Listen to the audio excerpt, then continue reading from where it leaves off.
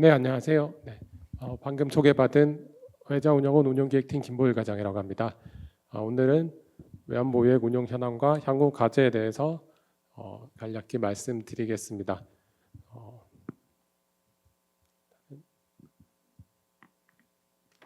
네, 먼저 외환보유액 운용 개관에 대해서 말씀드리고요. 그리고 외환보유액 운용 체계, 그리고 향후 과제에 대해서 시간이 남는다면 말씀을 드리겠습니다.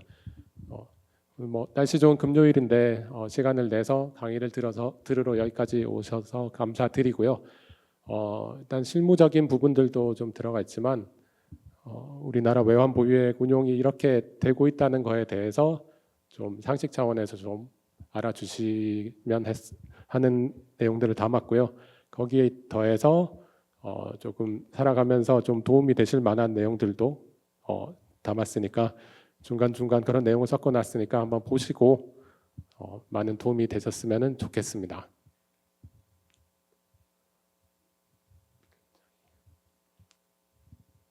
잘 안 넘어가네요. 네. 다음 페이지 좀 남겨주세요. 네.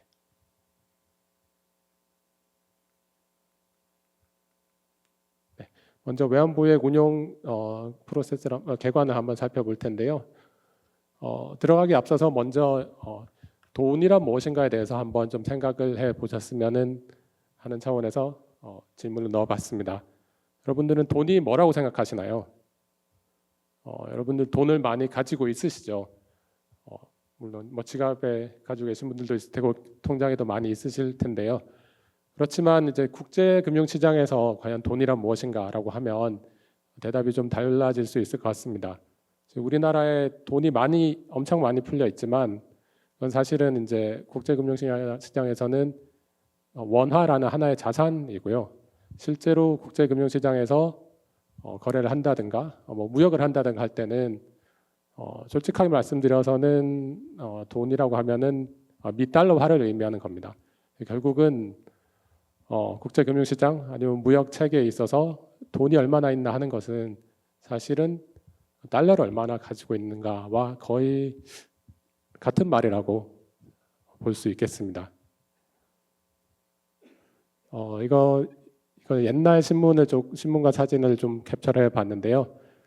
지금 오신 분들은 대부분 저때 97년도 이후에 태어나신 분들인 것 같은데 1997년도에 무슨 일이 있었는지 다들 교과서나 이렇게 언론에서 들으셨을 것 같습니다. 그때 IMF 외환위기라고 불리는 정확하게는 이제 아시아 금융위기, 아시아 외환위기가 있었고요. 그때 우리나라도 외환 보유액이 부족해서 대외 지급을 할 수가 없는 상황이 되어서 IMF에 구제금융을 요청을 하게 되었습니다. 그래서 그 결과로 IMF의 고강도 경제 개혁, 개방 정책을 따라야만 했고요. 그 여파로 인해서 많은 기업들이 망하고 그리고 많은 사람들이 실직을 하게 되는 그런 아주 가슴 아픈 그런 역사가 있습니다. 그래서 그때 이후로 외환 보유액이라는 것에 대한 관심이 굉장히 높아졌다고 할 수 있고요. 그 이후로 이런 일을 다시는 겪지 않도록 외환 보유액을 충분히 그리고 안정적으로 운용하기 위해서 노력을 하고 있습니다. 그래서 일단 외환 보유액이 뭔지에 대해서 개념을 정의하고 넘어갈 텐데요.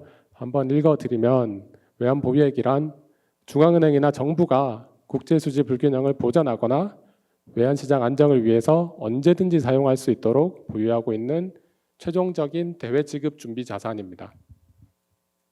한 줄 한 줄이 다 의미가 있는데요. 조금씩 뜯어보면서 의미를 새겨보도록 하겠습니다. 먼저 외환 보유액의 정의는 이제 IMF에서 영어로 정의를 하고 있는데요. 제일 첫 문장은 통화 당국이 통제 가능하여야 한다고 되어 있습니다.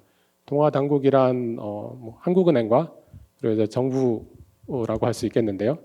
그래서 우리나라 안에 달러가 많이 있죠. 여러분들도 외화예금 하시는 분들도 있을 테고, 여행 갔다 오시면서 달러 가지고 있으셔가지고 남은 게 있을 테고, 그리고 기업들도 수출 많이 하는 기업들은 수출입 많이 하는 기업들은 달러가 많이 있고요. 그리고 요즘은 또 해외 주식을 투자하시는 분들 많으시잖아요. 서학개미라고 하던데 그런 분들도 달러를 많이 가지고 있습니다. 그래서 뭐 관심 있으신 분들은 찾아보실 수도 있겠는데 국제투자대조표라고 하는데 우리나라 전체적으로 외화로 된 자산과 부채가 얼마나 있는지를 나타낸 통계가 있거든요. 또 한국은행 통계국에서 변제를 해서 발표를 하고 있습니다. 거기상으로 보면 우리나라는 굉장히 많은 외화 자산을 가지고 있습니다. 그렇지만 그 중에서 유독 한국은행과 정부가 가지고 있는 것만 외환 보유액이라고 분류를 하는데요. 그 이유는 꼭 필요한 때 유사시 지급을 하려고 할 때 정부가 마음대로 쓸 수 있는 돈은 사실 정부가 가지고 있는 돈밖에 없기 때문입니다. 정부가 민간이 가지고 있는 달러를 함부로 가져다가 이렇게 저렇게 쓸 수가 없잖아요. 그렇기 때문에 통화 당국이 통제 가능해야 한다는 게 첫 번째 조건이고요. 두 번째로 언제든지 사용 가능해야 한다고 되어 있습니다. 사실 뭐 외환 보유액이라고 하는 게 다 현금으로 가지고 있는 건 아니거든요. 그리고 여러분 자산들을 다 뭐 현금으로 가지고 계시지는 않잖아요. 그래서 뭐 예를 들어 채권이라든지 뭐 주식이나 뭐 부동산, 뭐 금 이런 다양한 자산들도 가지고 있을 수 있을 텐데요. 근데 이제 예를 들어서 여러분이 신용카드를 썼는데 신용카드 대금을 갚아야 되는 날이 왔을 때 여러분 계좌에 있어야 되는 거는 당연히 현금이겠죠. 그러면 그 현금을 마련하기 위해서는 팔아서 계좌에 넣어야 될 텐데 지금 당장 내가 팔 수가 없는 그런 자산이다. 그러면은 카드 대금을 갚을 수가 없고 신용불량자가 되겠죠. 그래서 예를 들어서 외환 보유액을 뭐 부동산, 뭐 해외 부동산 같은 엠파이어 스테이트 빌딩을 한국은행이 보유하고 있다. 그럼 굉장히 좋겠지만 막상 쓰려고 했을 때 그걸 당장 팔고 현금화하는 데는 시간이 많이 걸리기 때문에 그거는 실질적으로 가용할 수가 언제든지 사용할 수가 없는 돈이기 때문에 그런 자산은 외환 보유액으로 분류가 되지 않습니다. 그리고 마지막으로 이제 대외 자산, 그러니까 비거주자에 대한 청구권이어야 하는데요. 사실 뭐 달러이기만 하면 되지 이게 왜 꼭 해외, 그러니까 비거주자, 그러니까 외국 사람들에 대한 청구권이어야 하느냐라는 질문을 할 수도 있겠는데요. 사실 외환 보유액이라는 게 사용되는 경우에 아주 긴박하게 사용되는 경우라면은 우리나라 경제가 굉장히 안 좋을 때겠죠. 그럼 예를 들어서 뭐 한국은행이 달러를 어디 뭐 국민은행이나 뭐 신한은행 이런 데 맡겨놨다고 한다면 한국 경제가 안 좋아서 당연히 외환 보유액을 엄청 써야 되는 상황이라면 당연히 국내 기업들도 상황이 좋지 않겠죠. 그렇기 때문에 지금 뭐 집안 사정이 되게 안 좋은데 뭐 아버지가 돈이 없다 그러면 당연히 어머니도 돈이 없는 거겠죠. 네. 그렇기 때문에 집안에 있는 돈을 세는 게 아니라 집 밖에 맡겨놓은 돈을 세야 된다. 이렇게 생각을 해주시면 될 것 같습니다.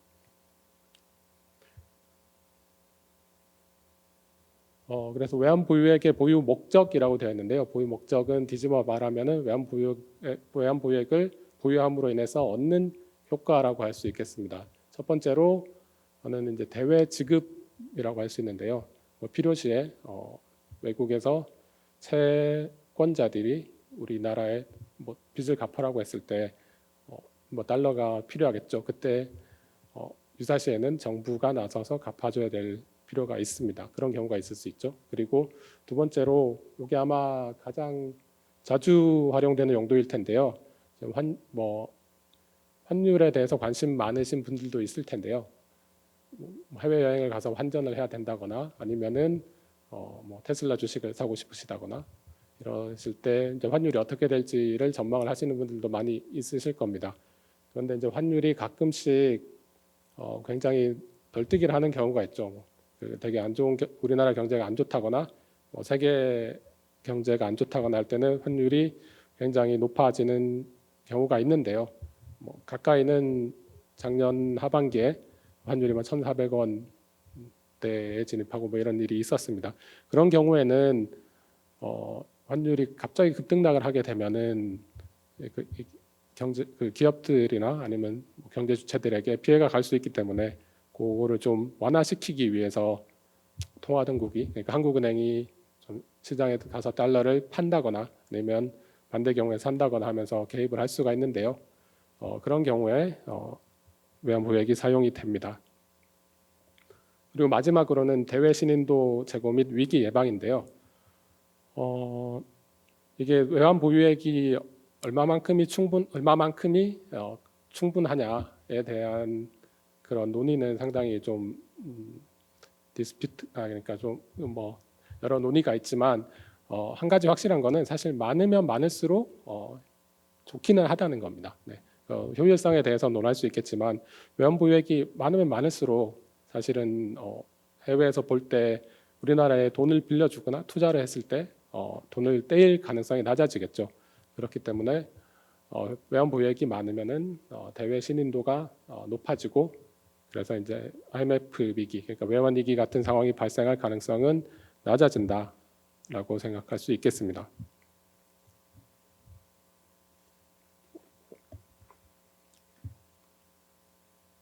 그래서 이제 우리나라 외환 보유액 추이를 쭉 그래프를 한번 그려봤는데요. 보시다시피 97년도에 204억 달러로 최저치를 기록을 했다가 그때 이후로 쭉 계속해서 늘어나는 추세를 보여왔습니다. 그래서 2005년도 부근은 2천억 달러를 넘었고요.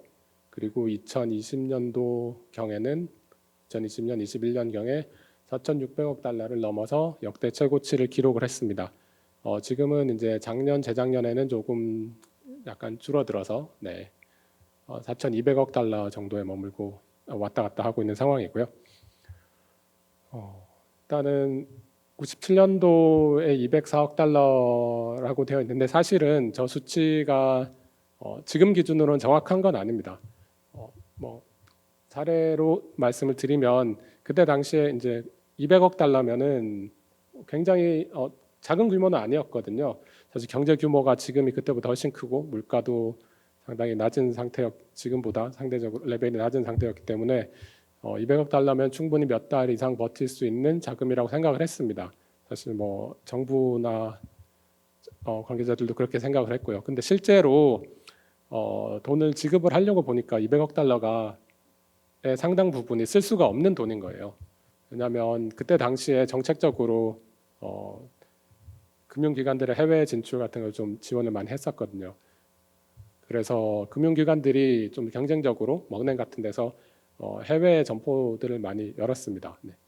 근데 이제 해외 나가서 영업을 하려면 좀 자금이 필요하잖아요. 당연히 그렇기 때문에 사실 정부에서 외환 보유액을 이용해서 그 금융기관들의 해외 점포에 달러로 대출을 해줬었고요.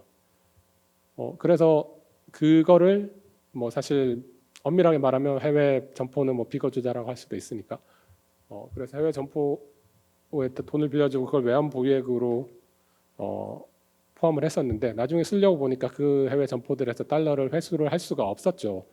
당연히 그때 당시 IMF 외환위기 당시에 금융기관 본점들이 여러 개 망했거든요. 근데 본점이 망하는 상태인데 해외 지점에 돈이 남아 있을 리가 없잖아요. 그래서 사실은 그때 당시에 가용했던 지금 기준으로 쓸 수 있었던 금액은 한 80억 달러 정도 선이었다고 합니다. 그래서 그때 이후로 사실 그 기준을 아주 엄격하게 적용을 해서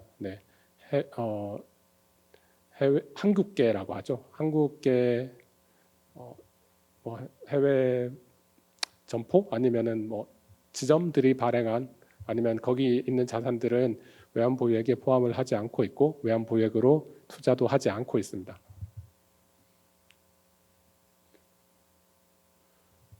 지금 이제 제일 최근자, 그러니까 지난 7월 말 기준으로 우리나라 외환 보유액을 구성별로 보여드리는데요.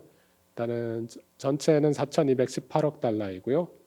그 중에서 유가증권, 그러니까 채권하고 주식 같은 게 한 90% 정도로 대부분을 차지하고 있습니다. 그리고 예치금이 한 200억 달러 정도 있고요. 그리고 SDR, IMF 포지션, 그리고 금 등등이 나머지를 차지하고 있습니다. 그러니까 대부분 주식과 채권에 투자를 하고 있다 그렇게 생각해 주시면 될 것 같습니다. 그리고 주요국 외환 보유액 순위를 한번 보면은 제일 주요 고객 중에서 외환 보유액이 가장 많은 거는 당연히 중국이고요. 압도적으로 1위를 차지하고 있습니다. 지금 3조 달러가 넘고요. 예전에 4조 달러도 넘었는데 지금 많이 줄어든 게 저 정도고요. 그 다음으로 전통의 일본이 2위를 차지하고 있고요. 그다음에 스위스, 인도, 러시아, 대만, 사우디에 이어서 우리나라는 지금 8위 정도의 위치를 하고 있습니다. 보시다시피 우리보다 좀 외환 보유액이 많은 나라들은 굉장히 딱 봐도 스위스 이런 데를 제외하고는 대만도 있군요. 네, 그 경제 규모가 우리보다 크거나 그런 나라들이 대부분이라는 걸 알 수 있습니다. 그리고 전 세계 외환 보유액을 IMF에 보고된 자료들을 바탕으로 취합을 해서 트렌드를 보면은 지금 한 12조 달러, 네, 그 정도 규모를 보이고 있습니다. 네. 다음으로 이제 외환 보유액 운용 체계에 대해서 좀 설명을 드리겠습니다.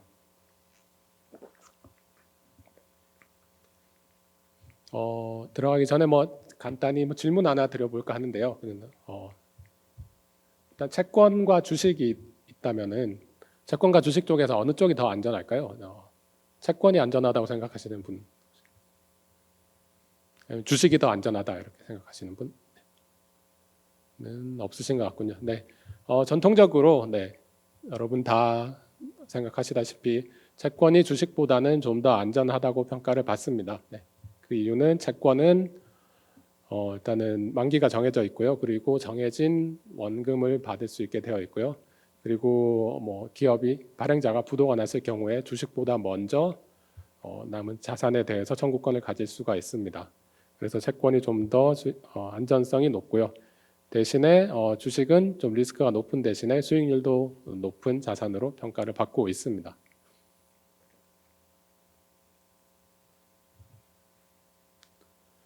그래서 장기적으로 볼 때는 그런데 조금 평가가 달라질 수 있는데요.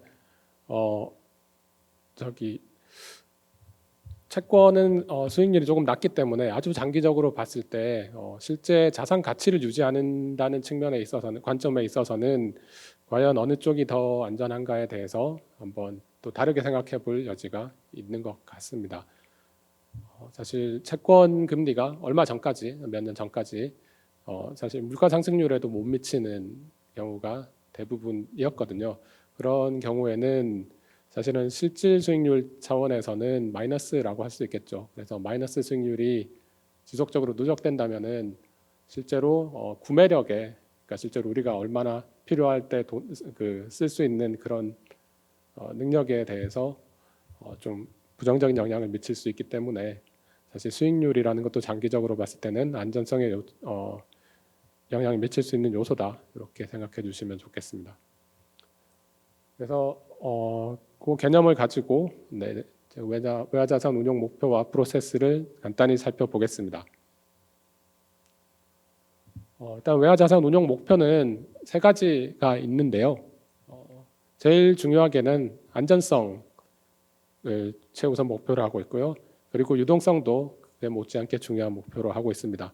당연히 외환 보유액이라는 거는 언제든지 위기 상황에 쓸 수 있어야 되기 때문에 가지고 있는 자산이 갑자기 부도가 난다거나 해서 가치가 없어져 버린다든가 그러면은 필요할 때 쓸 수가 없겠죠. 그리고 서두에도 말씀드렸다시피 필요할 때 팔아서 쓸 수가 없다면은 또 그게 위기 시에는 소용이 없을 거고요. 그래서 안전성과 유동성은 필수적으로 지켜야 되는 목표이고요. 다음으로 장기적으로는 좀 전에 말씀드렸다시피 구매력을 유지하는, 또 그 이상으로 좀 국부를 증진할 수 있는 그런 걸 위해서 수익성을 제고하는 것도 운용 목표에 포함되고 있습니다. 그래서 외화자산 운용의 목표는 안전성과 유동성과 수익성이다, 이렇게 알아주시면 좋겠습니다.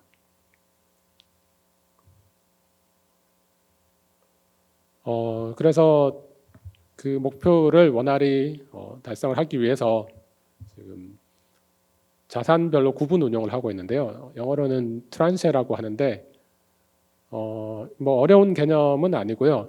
여러분도 지금 여러분 통장을 하나만 가지고 있지는 않잖아요. 대학생 때는 하나만 가지고 계실 수도 있겠지만 일단은 뭐 직장을 들어가신다거나 해서 소득이 생기시면 보통 뭐 입출금 통장이 하나 있을 거고요. 그리고 뭐 투자를 하기 위해서 뭐 주식 계좌라든가 아니면 CMA 계좌 뭐 이런 걸 개설을 하실 수도 있을 거고요. 그래서 보통 크게 구분한다면은 뭐 입출금 계좌, 뭐 투자 계좌 몇 개, 뭐 이렇게 구분을 할 수 있을 겁니다. 네. 한국은행 외화 자산도 그렇게 운용이 되고 있고요. 그래서 현금성 자산과 크게 투자 자산 이렇게 구분을 하고 있습니다. 그리고 투자 자산은 직접 투자 자산과 위탁 자산 이렇게 나눠지는데요. 현금성 자산 같은 경우에는 뭐 수시로 자금 유출입이 발생을 하는 것을 쓰기 위해서 서포트하기 위해서 한 10% 정도를 내어놓고 있습니다. 그래서 뭐 단기 국채라든가 아니면은 예치금 같은데 넣어서 수시로 자금을 쓸 수 있도록 뒷받침을 하고 있습니다. 그리고 투자 자산 같은 경우에는 직접 투자 자산이 한 3분의 2쯤 되고 나머지 3분의 1 정도 위탁 자산인데요. 직접 투자 자산 같은 경우에는 뭐 안전성이 높은 주요국 채권 같은데 주로 투자를 하고 한국은행에서 직접 직원들이 운용을 하고 있고요. 그리고 위탁 자산 같은 경우에는 조금 더 수익률이 높고 대신에 약간 리스크가 있고 전문성도 필요한 그런 자산들을 유수의 IB들이라든가 뭐 자산운용사들을 활용해서 위탁을 줘서 운용을 하고 있습니다. 그래서 뭐 주식은 대부분 선진국 우량 주식이고요. 주식은 다 위탁을 통해서 운용을 하고 있습니다.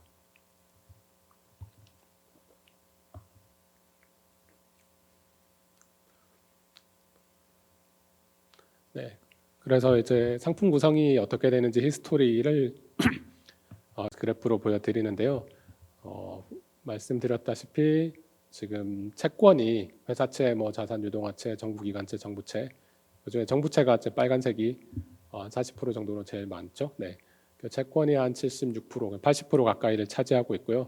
예치금도 뭐 대부분 채권과 뭐 큰 차이가 없으니까요.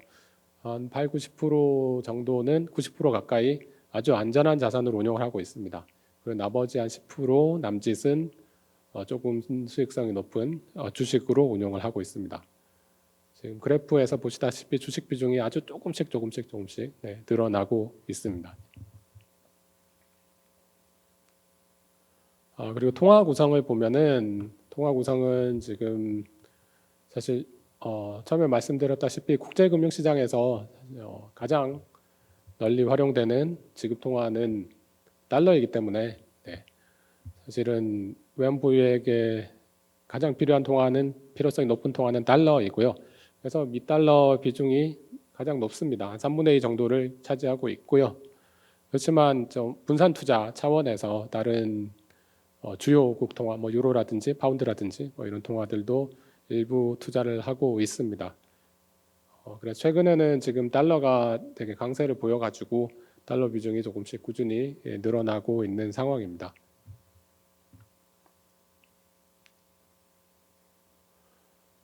외화자산 운용 프로세스인데요. 네, 외화자산 운용을 할 때 제일 먼저 우선 운용 계획을 수립을 해야 되겠죠. 이 자산을 어떻게 운용하겠다는 계획을 수립을 한 다음에 그 다음에 그거를 실제로 운용하는 부서에서 투자 운용을 하고요. 그런 다음에 운용을 하게 되면 거래를 하게 되면은 그 이후에 뭐 자금을 이체를 한다든지 아니면은 뭐 회계 처리를 한다든지 이런 사후 관리를 해야 되고요. 그런 다음에 마지막으로 리스크 관리와 성과 평가를 하게 됩니다. 또 그거를 반영을 해서 다시 계획을 수립하고 그런 사이클을 통해서 외화자산 운용이 이루어지고 있습니다. 지금 이제 한국은행에서 외환보유액을 운용하는 조직은 외자운용원이라는 조직이 있는데요. 한국은행 내에 있는 한 부서이고요. 그래서 그 부서 안에는 또 세 개의 디비전, 세 개의 또 부가 있습니다. 첫 번째로 이제 제가 있는 외자기획부가 있고요. 여기서는 뭐 운용 계획을 세우고 또 리스크를 관리하고 뭐 이런 일들을 하고 있고요. 그리고 투자운용부라는 데서 직접 뭐 채권을 사고 팔고 하는 운용을 담당을 하고요. 그리고 마지막으로 운용지원부에서 자금 결제를 하고 뭐 시스템 운영하는 그런 지원 역할을 하고 있습니다.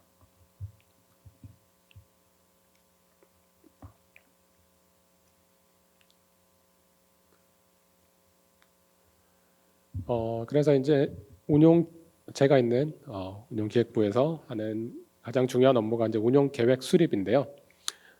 이 프로세스가 어떻게 되는지 좀 살펴보겠습니다. 하기 전에 또 몇 가지 상식 차원에서 점검을 해보고 넘어가려고 하는데요.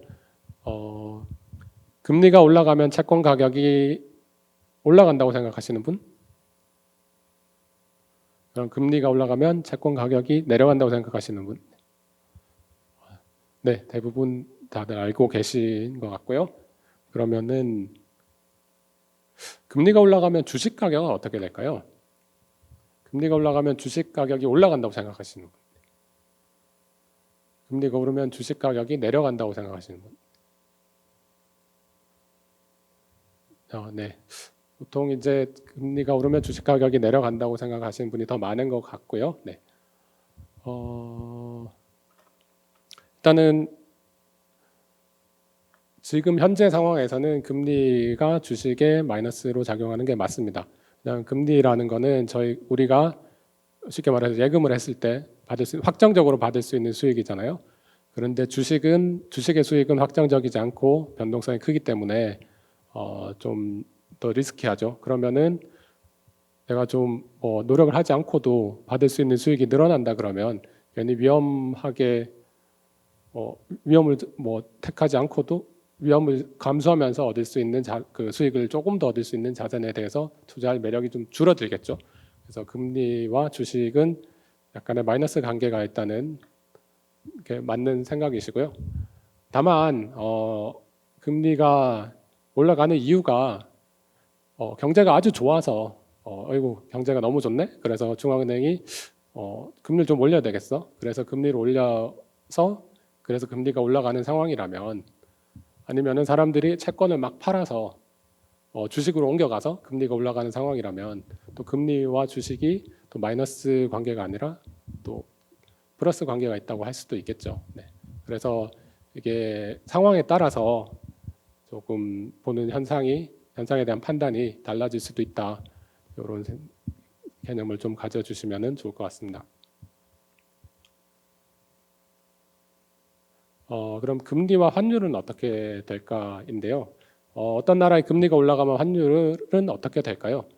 예를 들어서 우리나라 금리가 올라가면 우리나라 환율이 강세가 된다고 생각하시는 분 별로 없으시고요. 그 우리나라 금리가 올라가면 환율이 약세가 된다고 생각하시는 분? 몇 분?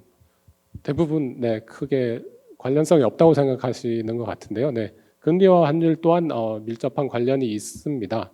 일단은 경제 쪽으로 수업을 들으신 분들은 아시겠지만 배우셨겠지만 일단은 금리가 높은 통화로 돈이 몰릴 수가 있기 때문에 금리가 올라간다 그러면은 보통 그 고금리 통화의 그 통화의 환율이 좀 강세가 되는 그런 경향이 있고요. 네, 그렇지만 그렇기 때문에 단편적으로는 금리와 환율은 정비례 금리가 오르면 환율이 강세간다 그렇게 생각할 수 있고요. 다만 환시장이라는 거는 굉장히 아마 그 채권, 주식 이런 이런 모든 자산 시장을 통틀어서 가장 빠르게 정보를 반영하고 가장 빠르게 움직이는 그런 시장이거든요. 그래서 지금 대부분의 현상은 반영되어 있을 가능성이 높고요.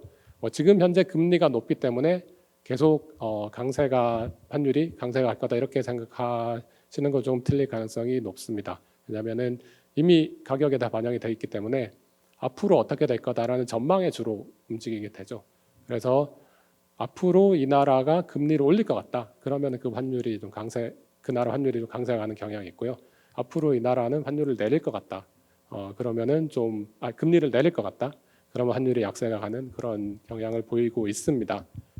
그래서 제가 말씀드리고 싶은 바는 금리가 지금 채권 가격과 주식 가격과 환율 이렇게 모든 자산 가격에 큰 영향을 자산 가격과 큰 연관성을 가지고 있고요.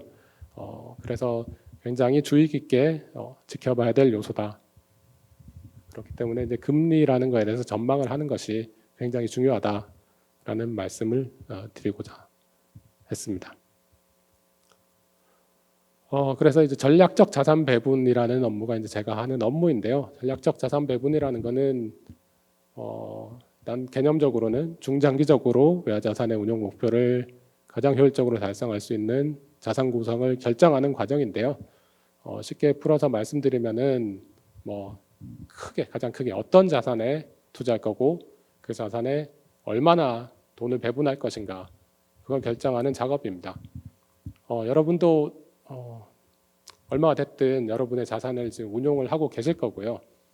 그래서 뭐 저는 자산을 운용하지 않아요. 그냥 통장 하나밖에 없어요. 그러면은 여러분은 여러분의 자산 100%를 예금으로 운용하고 계신 거예요. 네. 여러분들이 의도했던 하지 않으셨던 여러분은 여러분 자산을 운용을 하고 계신 거고요. 뭐 전 빚밖에 없어요. 그래도 자산 운용하고 계신 거예요. 네. 대출을 받으신 마이너스 자산도 자산이니까요. 네. 그래서 뭐 또 자산을 적극적으로 운용하시는 분들이라면은 뭐 채권을 사시는 분들은 적을 것 같고 뭐 주식 투자를 하신다든가 아니면은 해외 주식에 투자를 하신다든가 동학개미, 서학개미들도 뭐 여기 계시겠죠. 네. 그리고 아니면은 아주 적극적으로 하신다 그러면 뭐 코인에 투자를 하신다든가 뭐 이러신 분들도 있겠죠. 그래서 그렇지만 그래서 그 자산을 운영할 때 있어서 수익률을 결정하는 가장 큰 요소는 사실은 처음 시작할 때 결정이 다 돼요. 여러분이 어떤 자산에 투자하기로 하는 순간 여러분의 수익률은 90% 정도는 결정이 되어 있는 겁니다. 여러분이 예금을 하기로 결정을 한 다음에 뭐 저축은행 뭐 어디 은행 이렇게 다니면서 아무리 클릭을 열심히 해서 금리 0. 몇 프로 더 주는데 찾아서 가봤자 뭐 10년 동안 해도 한 10% 차이도 나지 않아요. 근데 이제 뭐 주식을 종목을 열심히 뭐 알아봐서 이렇게 투자를 한다 그러면은 뭐 에코프로 같은 데 했으면은 뭐 100배가 났을 수도 있고 아니면은 최근에 유행했던 초전도체주에 잘못 들어갔으면은 지금쯤 아주 뭐 네, 이 자리에 없으실 확률은 없겠죠. 어떤 그런 분들도 있으실 거고요. 네. 그렇기 때문에 어떤 자산에 투자할지를 결정하는 게 사실 가장 중요하다는 말씀을 드리고 싶고요. 그래서 보통은 사실은 어떤 자산에 투자할지보다 뭘 하겠다라고 정해놓고 그 안에서 배분을 하는 거에 대해서 운용 샀다 팔았다 하는 거 타이밍 이런 거에 대해서 신경을 굉장히 많이 쓰시는데 그게 수익률을 결정하는 비중은 굉장히 낮다라는 거를 좀 뭐 염두에 두셨으면 좋을 것 같고요. 그래서 여러분이 향후에 아니면 지금이라도 투자를 하시는 데 있어서 어떤 자산에 투자할 것인가 그리고 어떻게 크게 자를 것인가에 대해서 꼭 한번 좀 더 충분히 시간을 가지고 생각을 해보시면은 좋으실 것 같습니다. 그래서 이제 뭐 그렇게 하는 프로세스가 전략적 자산 배분이고요. 이제 전략적 자산 배분을 영어로 하면은 Strategic Asset Allocation이고요. 줄여서 저희는 뭐 SAA라고 부르고 있습니다. 그 SAA를 하고 나면은 이제 벤치마크라는 걸 설정을 하게 되고요. 벤치마크라는 거는 사실 평가 기준입니다. 저희가 이렇게 하기로 해놓고 나중에 실제로 운용을 하고 나서 얼마나 잘 했는지 못했는지를 평가할 수 있는 기준이 있어야 되잖아요. 예를 들어서 뭐 국내 주식에 투자를 한다 그러면은 코스피 200 아니면은 뭐 미국 주식에 투자를 한다 그러면 S&P 500 그거보다 뭐 잘했으면 얼마나 잘했느냐 이런 걸로 이제 평가의 기준을 삼을 수가 있겠죠. 네. 그런 거를 이제 그런 기준이 되는 그런 포트폴리오를 그런 것들을 벤치마크라고 합니다. 그래서 뭐 구체적으로는 저희가 채권에 있어서는 블룸버그 바클레이즈 글로벌 애그리게이션이라는 지수를 커스터마이즈해서 쓰고 있고요. 주식에 대해서는 MSCI 월드, 그러니까 MSCI 선진국 지수를 벤치마크로 활용하고 있습니다. 그래서 수익성을 좀 높이기 위해서 그리고 이제 또 우리 외환 보유액이 늘어남에 따라서 그리고 한국은행의 역량이 좀 발전함에 따라서 저희가 투자 대상 상품을 지속적으로 다변화해 왔는데요. 그래서 뭐 99년도부터 금융채, 그러니까 회사채에 투자를 했고요. 그리고 뭐 파생금융이라든지 MBS도 투자를 했고요. 2007년도부터는 KIC를 통해서 주식 투자를 시작을 했고요. 2012년도에는 위안화 투자를 시작을 했습니다. 다른 중앙은행들에 비해서는 상당히 빨리 다변화를 했고요. 굉장히 좀 발전되어 있는 그런 상품 구조를 가지고 있습니다. 그래서 전략적 자산 배분 절차를 뭐 간략히 구분하면은 세 가지 단계 정도로 구분을 할 수 있을 텐데요.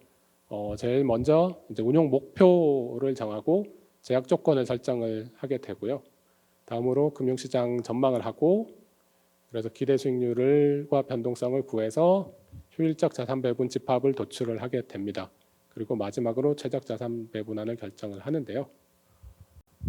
단계별로 하나씩 살펴보면서 말씀을 더 드리겠습니다.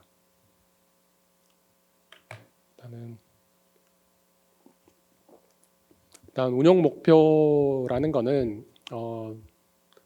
이제 우리가 자산을 운용함에 있어서 이제 어떤 걸 목표로 할 것인가 하는 것인데 앞서서 말씀을 드렸죠. 외환 보유액 같은 경우에는 안전성과 유동성과 수익성을 목표를 하고 있고요. 그리고 제약 조건으로는 뭐 통화 구성이라든지 아니면은 좀 최우량 자산, 그러니까 좀 유동성이 어떻게 될지 이런 거에 대해서 좀 제약 조건을 가하고 있습니다. 여러분들 자산을 배분함에 운용함에 있어서 제일 시작할 때 이제 목표를 세우고 시작을 하시겠죠. 여러 가지 목표를 정하실 수 있을 텐데 뭐 1억을 만들겠다거나 얼마 동안 1억을 만들겠다, 아니면은 뭐 10년 안에 뭐 집을 사겠다라든가, 아니면 뭐 대출을 얼마 동안 다 갚겠다라든가 이런 목표를 세우실 수 있을 텐데요. 그게 사실은 가장 기본이 되고 처음에 해야 되는 그런 작업이죠. 네. 그런 다음에 효율적 자산 배분 집합 도출이 있는데요. 이거는 사실 뭐 경영학, 뭐 투자론 뭐 이런 걸 들으시면은 CAPM 이론이 있죠. 네. 거기서 이제 나온 그림인데요. 뭐 모형에 익숙하신 분들이라면 그냥 그대로 보시면 되고, 뭐 처음 보시는 분들이라도 그게 부담을 가지실 필요는 없을 것 같고요. 드리고 싶은 여기서 이제 가져가셔야 될 게 있다면은 일단 우리가 이제 가능한 한 집합이 있겠죠. 그러니까 예를 들어서 뭐 주식과 채권을 뭐 어떻게 뭐 반반씩 투자를 한다 그러면은 이거 우리가 이제 수익률이 어떻게 될지 예상을 할 수가 있겠죠. 그렇지만 그리고 동시에 변동성, 그러니까 가능한 손실이 어떻게 될지도 계산을 할 수가 있겠죠. 뭐 채권에 투자를 하게 된다 그러면은 가능한 손실이 별로 안 날 거고요. 대신에 이제 주식이나 코인에 투자를 한다 그러면 이걸 다 잃을 수도 있다. 뭐 이런 생각을 하실 거고요. 그러면은 여러분이 자산 배분을 할 때 이 돈을 모두 다 위험 자산에 몰빵을 할 수는 없을 거고, 그렇다고 전부 다 안전한 자산에만 놓자니 기대 수익률은 낮아지고 이렇게 트레이드 오프가 생길 거잖아요. 그러면은 나는 이 정도까지는 견딜 수 있을 것 같아. 나는 이 정도 수익률은 꼭 해야 될 것 같아. 이런 자기의 판단을 바탕으로 그 선택할 수 있는 그런 점들, 집합들 내에서 자기의 효용이 가장 커지는 그런 점을 선택을 하게 되는 거고요. 그게 이제 효율적 자산 배분 집합을 도출하는 거고요. 그렇게 해서 이게 먼저 나왔어야 되는데, 그렇게 해서 마지막으로 이제 나오게 되는 그런 결과물이 이런 거죠. 어떤 자산 종류를 얼마만큼씩 투자를 하느냐. 그래서 저 물음표에 들어가 있는 숫자들을 다 더하면 이제 100%가 되는 그런 거가 자산 배분의 이제 과정이 되는 거고요. 그 과정에 있어서 사실은 가장 어렵고 또 중요한 과정 또는 작업은 여기 페이지에 있는 그 전망을 하는 작업입니다. 기대 수익률이 얼마가 될 것인가. 그래서 뭐 채권은 수익률이 조금 낮을 것 같고, 뭐 주식은 좀 수익률이 높을 것 같아. 그리고 주식 중에서는 또 미국 주식이 좋을까? 아니면은 뭐 유럽 주식이 좋을까? 뭐 이런 거에 대한 판단을 해야 되겠죠. 그런데 뭐 개인적으로 투자를 한다 그러면은 이렇게 정치하게 숫자로까지 뽑아서 모형을 돌릴 필요는 없겠지만 이렇게 저희 외환보유액 같은 경우에는 굉장히 큰 자산을 그리고 또 많은 자산을 운용하기 때문에 그거를 그 모형을 정확한 숫자를 픽스해서 뽑고 그걸 통해서 모형을 돌려서 자산을 배분을 하게 되거든요. 근데 거기에 가장 큰 영향을 미치는 요소가 수익률입니다. 그래서 그 수익률을 어떻게 해서 전망을 하느냐, 그 단계를 설명을 드린 건데요. 일단 채권 같은 경우에는 최종적으로 그 수익률 곡선, 그러니까 그 채권의 금리에 의해서 결정이 되게 될 거고요. 근데 그 금리에 영향을 미치는 거는 뭐 경제 성장률이라든지 물가 상승률, 실업률 같은 전반적인 경제 상황하고요. 그리고 뭐 중앙은행의 스탠스, 그러니까 정책 금리가 어떻게 될 것인가. 그리고 뭐 경기 국면이라든지 나중에 그러니까 경기 전망이라고 할 수 있겠죠. 지금 경기가 되게 호황이니까 나중에 혹시 나빠질 수 있는 상황인가? 아니면 지금 되게 경기가 바닥이니까 나중에 좋아질 수 있는 상황인가? 뭐 그런 거에 대한 판단이 필요할 거고요. 네, 그런 단계적으로 채권 금리에 필요한 요소들을 전망을 해서 채권 수익률을 구하게 되고요. 주식 같은 경우에도 비슷하게 배당률이라든지 아니면은 주식 위험 프리미엄, 그러니까 주식이 리스크가 더 있기 때문에 얼마나 더 시장에서 수익률을 더 높게 요구를 하는지 그런 거를 전망을 해서 모형을 통해서 주식 기대 수익률을 전망을 하게 됩니다.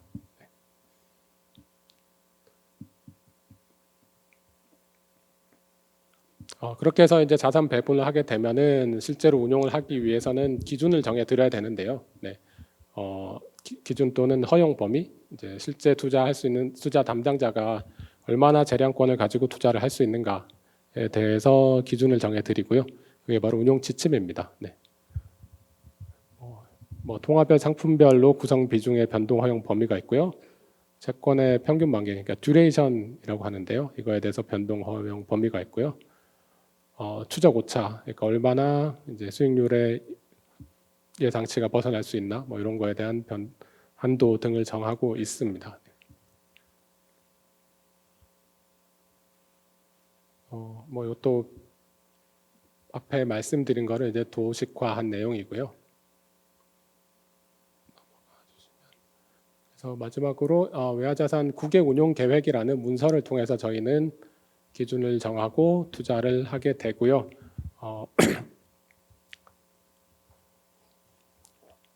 먼저 뭐 외자 운용은 제가 있는 부서에서 이제 연간 운용 계획을 외화자산 운용 자문위원회, 그러니까 시장 및 학계에 있는 전문가들의 의견을 얻어서 그래서 운용 계획 초안을 작성을 하고요. 그거를 은행 내에 있는 리스크위원회에서 검토를 하고 금통위에서도 의견을 하고요. 그럼 마지막으로 우리 총재님께서 최종 결정을 하시게 됩니다.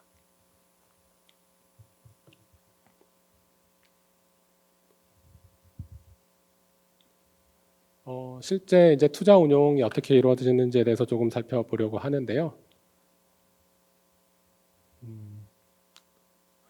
이분이 누구신지 다들 아시나요? 네. 아시는 분? 대부분 아시는 것 같고요. 많은 분들. 네. 저희 한국은행 총재님이시고요. 이창용 총재님이시고요. 예전에는 저희 교수님이었는데 혹시 이분한테 수업 들어보신 분은 안 계시겠죠? 네. 학교 떠나신 지 오래돼서. 네. 이분 아시는 분? 네. 모르시는 분? 네. 네. 우리 총재님보다도 더 많이들 알고 계신 것 같은데요. 네. 제롬 파월 연준 의장이죠. 네. 그래서 사실 외환 보유액 운용을 하다 보면 아니면 국제금융시장 아니면 우리나라 주식시장에 관심을 가지게 되면은 사실은 우리 총재님보다 네, 이분에 대해서 좀 더 이제 관심을 가지게 되는 그런 경향이 많은데요. 네. 그래서 실제 투자 운용을 할 때 있어서는 이분의 말씀에 대해서 굉장히 촉각을 기울이게 됩니다. 그래서 투자 운용 과정은 뭐 경제 펀더멘탈이라든가 또 정책이 어떻게 될 것인가, 또 시장에 지금 수급이 어떻게 되나, 그러니까 살려는 사람이 많나 팔려는 사람이 많나, 뭐 이런 것 등등을 고려를 해서 실제로 채권을 또는 자산을 사고 팔게 되고요. 굉장히 많은 투자 전략이 있습니다. 여러분들도 뭐 실제 자산을 운용하게 되신다 그러면 굉장히 많은 전략을 자이든 타이든 운용을 하시게 될 텐데요. 뭐 장기 투자를 하시는 분들도 있을 거고, 아니면은 뭐 계속 샀다 팔았다 뭐 이렇게 하시는 분들도 있을 거고요. 네. 뭐 그런 내용입니다. 그래서 뭐 듀레이션 조정이라는 거는 채권을 샀다 팔았다 하는 거고요. 일드 커브라는 거는 뭐 장기 채권과 단기 채권의 금리 차이 아니면 또 가격 차이를 활용을 하는 거고요. 그래서 RP라는 거는 뭐 잠시 채권을 빌려주고 돈을 받거나 아니면 채권을 맡기고 돈을 빌리거나 뭐 그런 상품이고요. 네, 그런 걸 이용해서도 수익을 올릴 수가 있고요. 네. 그래서 다양한 전략을 통해서 이제 알파 그러니까 초과 수익을 창출하기 위해서 노력을 하게 되는데요. 대표적으로 한 두 가지 전략을 예로 들어봤습니다. 예를 들어서 수익률 곡선이라는 거에 대해서 들어보셨는지 모르겠는데요. 네. 수익률 곡선이라는 거는 기간에 따라서 만기에 따른 채권 금리의 그래프인데요. 보통은 돈을 빌려줄 때 뭐 짧게 빌려줄 때는 리스크가 낮으니까 금리를 낮게 요구하죠. 그렇지만 돈을 오래 빌려줘야 된다 그러면 사실 뭐 돌려받을지 못 받을지 좀 확신이 떨어지잖아요. 그러면은 사실 이자를 좀 더 요구를 하게 되겠죠. 그래서 보통은 이론적으로 수익률 곡선, 그러니까 금리가 단기에서 장기로 가면서 우상향한다, 점점점 올라간다라고 그렇게 다들 생각을 하고 있는데요. 근데 그 정도가 이 곡선 모양이 시장 상황에 따라서 많이 바뀌게 됩니다. 예를 들어서 지금은 사실 극단적으로 금리 커브가 역전이 되어 있는 상황인데요. 지금은 사실 단기 금리가 훨씬 더 높고 장기 금리가 지금 낮은 상태죠. 그 이유는 들으신 분들도 있겠지만 설명을 예를 돕기 위해서 드리면 지금은 사실 인플레이션이 굉장히 높아서 전 세계 중앙은행들이 지금 기준금리를 굉장히 높게 설정을 하고 있는데요. 근데 이 기준금리가 이렇게 계속 높게 지속이 되면은 장기적으로 보면은 경제가 나빠질 수밖에 없겠죠. 네. 그렇게 되면은 장기적으로는 경제가 나빠진다 그러면 뭐 예를 들어서 뭐 몇 년 후에 경제가 나빠졌다 그러면 중앙은행이 다시 금리를 낮추겠죠. 그럼 지금보다 뭐 예를 들어서 5년 후, 뭐 10년 후에는 평균적으로 금리가 지금보다 낮을 거다. 그런 예상이 들어가게 되면 수익률 곡선이 지금 뒤집어지는데 우리 역전됐다고 하는데 지금 저 빨간 점선과 같은 예상 수익률 곡선 2와 같이 커브가 역전된 현상이 이제 발생을 하게 됩니다. 사실 수익률 곡선이 한 2년 전까지만 해도 저렇게 지금 현재 수익률 곡선이라고 생긴 저 까만 선과 비슷했거든요. 기울기는 굉장히 낮았지만, 근데 그게 지금 실제로 빨간 선 같이 이렇게 뒤집힌 거죠. 그런 상황을 예상을 했다 그러면, 뭐 예상을 한 사람들도 많이 있었죠. 그러면은 어떤 전략을 취해야 될까? 어떻게 해서 이익을 얻을 수 있을까? 생각을 해보면 지금 채권 금리와 채권 가격은 이제 반비례를 하기 때문에 단기 금리가 올라간다 그러면은 단기 채권 가격은 떨어지겠죠. 장기 금리가 내려간다 그러면 장기 채권 가격은 올라갈 거고요. 그러면 수익률 곡선이 이제 예상 수익률 곡선 2와 같이 갈 거라고 생각을 하는 투자자라면은 단기 채권을 열심히 이제 단기에는 매도를 하고 장기 채권은 매입을 해서 그런 포지션을 구축을 할 수가 있겠죠. 그렇게 돼서 기다리다가 실제로 이거 시장 상황이 이렇게 맞춰서 변하게 되면은 큰 수익을 얻을 수가 있겠죠. 섹터 전략은 이거는 스프레드로 활용하는 건데 이건 좀 생략을 하고요.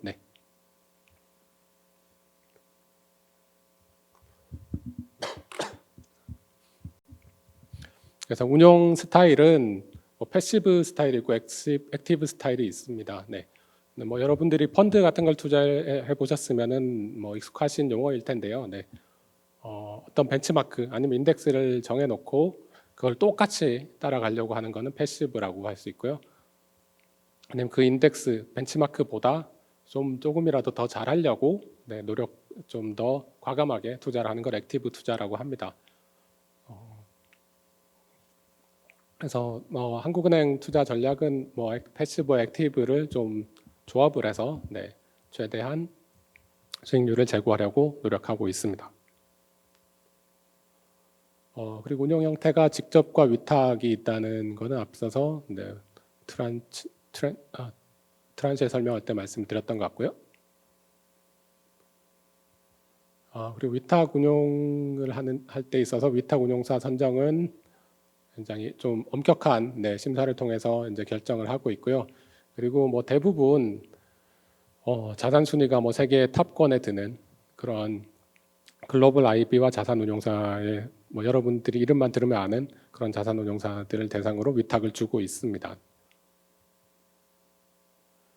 사후 관리 부분인데요. 뭐 간략히 설명을 드리면 될 것 같습니다. 네. 이 부분 뭐 사실은 되게 선호되어지지는 않는 분야입니다. 사실 업무가 그렇게 재미있지는 않거든요.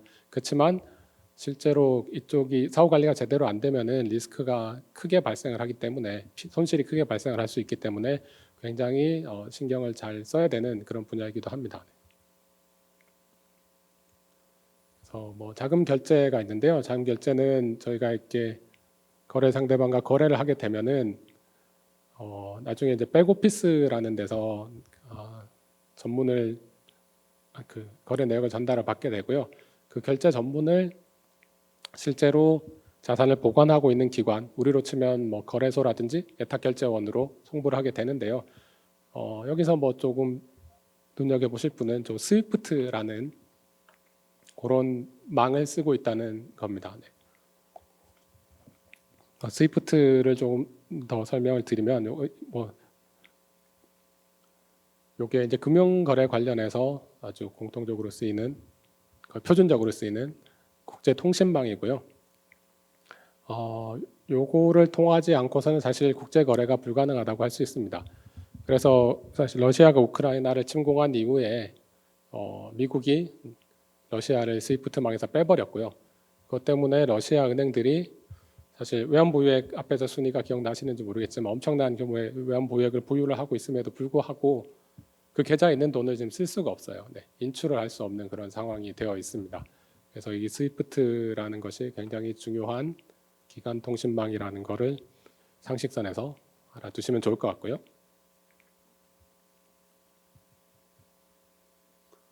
그리고 회계 처리와 대조 확인은 빨리 넘어가고요. 마지막으로 이제 리스크 관리 및 성과 평가인데요. 리스크라는 거는 쉽게 말해서 이제 얼마나 큰 손실이 발생할 수 있는가인 거고요. 그래서 그 리스크의 종류는 크게 4가지 정도로 구분을 하고 있습니다.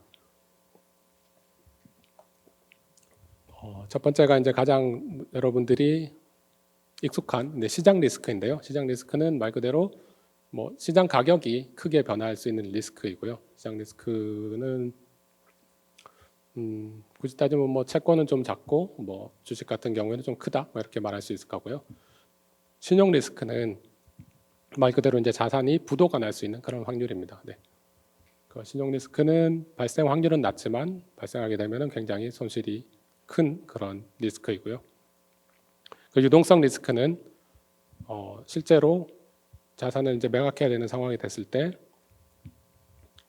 제 물량 원하는 물량이라든지 원하는 금액 또는 원하는 가격에 팔 수 없는 그런 리스크이고요. 그 운영 리스크는 마지막으로 리터럴리 그냥 실제로 뭐 실수라든가 아니면 뭐 시스템이 고장이 난다든가 뭐 이런 경우에 이제 발생하는 리스크이고요. 생각보다 운영 리스크가 많이 발생을 합니다. 네. 뭐 이렇게 발달된 그런 21세기에 이런 발달된 시장에서 운영 리스크라는 게 발생을 한다는 것이 상상이 안 되실 수도 있는데, 특히 뭐 채권 같은 경우에는 장외 거래, 오버 더 카운터 마켓이라고 하죠. 이렇게 장외 거래인데요. 뭐 주식 같은 경우에는 예를 들어서 뭐 여러분 앱이라든지 아니면은 HTS를 통해서 이렇게 바로 클릭만 하면 거래가 되잖아요. 근데 채권은 그렇지 않거든요. 워낙 그 채권 종류가 다양하기 때문에 옛날에는 전화로 많이 했었고요. 요즘에는 뭐 채팅이라든가 블룸버그라는 시스템에서 채팅이라든가 전자거래 같은 걸 통해서 이제 거래가 되기 때문에 뭐 가격이나 물량이 뭐 잘못 입력된다든가 서로 간에 생각한 의사소통이 잘못돼서 오류가 난다든가 그런 일들이 심심찮게 발생을 하고 있습니다. 그래서 이런 리스크들을 굉장히 관리하는 게 중요하고요. 그렇기 때문에 한국은행도 리스크 관리 쪽에 많은 인력과 자원을 투입을 하고 있습니다. 성과 평가 같은 경우에는 뭐 성과 크게는 이제 운용 수익률이라고 하죠. 총 수익률이라고 하는데 전체 자산의 수익률이 중요할 거고요. 그리고 실제 운용하는 쪽에서는 트레이더들의 경우에는 죄송합니다. 그 벤치마크보다 얼마나 잘했느냐는 상대 성과가 이제 중요할 겁니다. 네. 그런 수익률을 매일매일 산출을 하고 이제 관리를 하고 있습니다. 마지막으로 이제 향후 과제 최근 이슈에 대해서 뭐 조금만 간략히 설명을 드리고 마치도록 하겠습니다. 이 그래프는 미국의 인플레이션 장기 그래프인데요. 보시다시피 인플레이션이 1970년대, 80년도에 10%가 넘게 굉장히 높았다가 쭉 계속 떨어져서 2000년도대에 들어서는 거의 뭐 한 자릿수보다 굉장히 더 낮게 유지가 되다가 최근 들어와서 이제 굉장히 높게 상승을 했죠. 그래서 인플레이션이라는 게 사실 뭐 저를 포함해서 지금 이 자리에 있는 모든 사람들에게는 굉장히 낯선 현상이고요. 그것 때문에 자산 운용이라든지 금융시장에 전반에 있어서 큰 영향을 미치고 있습니다.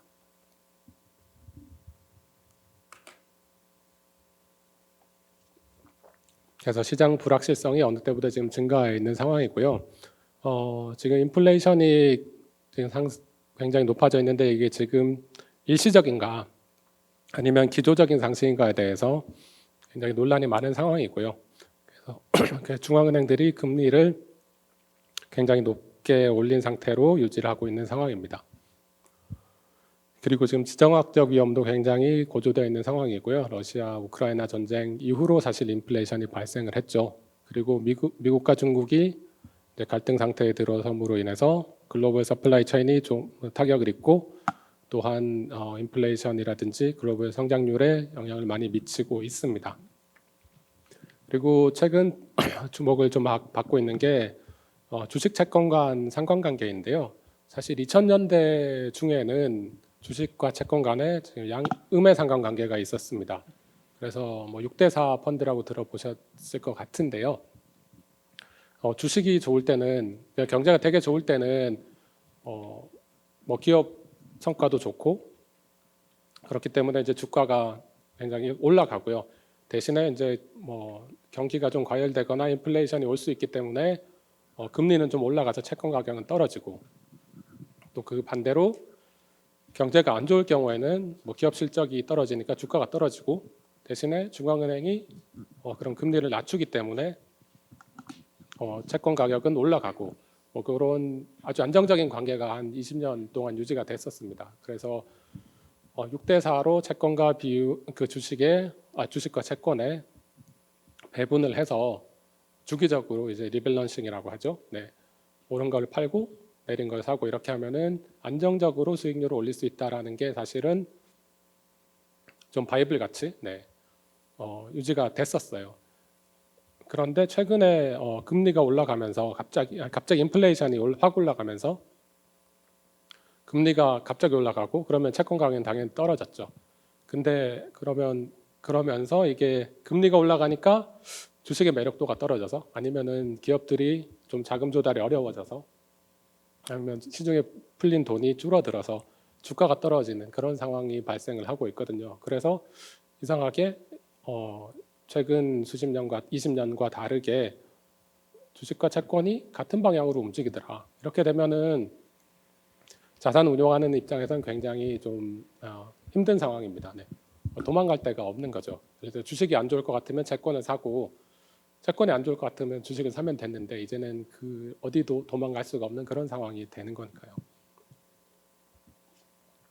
다시 앞에 저기 인플레이션 그래프 보여드렸었는데 사실 70년대, 80년대에는 주식과 채권이 상관관계가 플러스였다고 합니다. 그러니까 인플레이션이 높을 때는 주식과 채권이 좀 같이 움직이고요. 인플레이션이 낮을 때는 반대로 움직이는 그런 경향이 있다라는 게 실증적으로 나타나고 있습니다. 그래서 앞으로 결국 그럼 인플레이션이 어떻게 높은 상태로 갈 건가, 다시 내려올 건가에 따라서 이 주식과 채권의 상관관계도 바뀌게 되겠죠. 그래서 그거를 전망하는 게 굉장히 중요한 이슈입니다. 그래서 지금 사실 많이들 들어보셨겠지만 ESG라는 게 모든 자산운용뿐만이 아니라 정치적, 사회적으로도 이슈이고요. 한국은행도 ESG 투자를 도입을 하고 확대를 지속적으로 해가고 있는 상황입니다.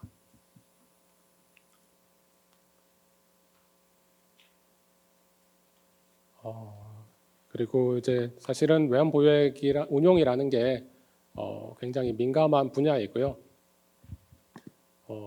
사실 외환 보유고라고도 부르고 국부의 요소가 있다라고도 하고 외환 보유액이 어떻게 운용되는지에 대해서 관심들이 되게 많으시고요. 그래서 정보 공개를 확대하려고 지속적으로 노력을 하고 있습니다. 다만 우리나라 우리나라만 그런 게 아니라 대부분 이제 언론이나